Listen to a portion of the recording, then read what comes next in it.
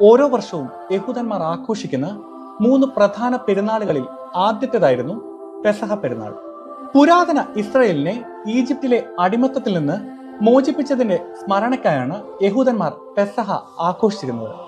പുറപ്പാട് പുസ്തകം 12-ാം അധ്യായ പ്രകാരം 1-ാം മാസത്തിലെ 10-ാം ദിവസം കളങ്കമില്ലാത്ത ഒരു ആട്ടിൻകുട്ടിയെ തിരഞ്ഞെടുക്കുവാൻ യഹോവ ഇസ്രായേലിനോട് കൽപ്പിച്ചു.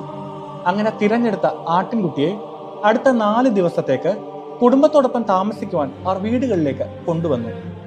15-ാം ദിവസം ആരംഭിക്കുന്നതിന് മുൻപ് ഈ ആട്ടിൻകുട്ടിയെ കൊന്ന് വാതിൽപ്പടിയിൽ അതിന്റെ രക്തം പുരട്ടുകയും പെസഹ പെരുന്നാൾ പങ്കുവെക്കുകയും ചെയ്തു. അവർ അങ്ങനെ ചെയ്താൽ സംഹാരദൂതൻ അവരെ കടന്നു പോകുമെന്നും വീട്ടിലെ ആദ്യജാതനെ സംരക്ഷിക്കുമെന്നും യഹോവ വാഗ്ദാനം ചെയ്തു. അടിമത്തത്തിൽ നിന്നുള്ള ഈ മഹത്തായ വിടുതലിനെ അനുസ്മരിക്കാൻ പിന്നീട് എല്ലാ വർഷവും ഇസ്രായേൽ പെസഹ ആഘോഷിച്ചു.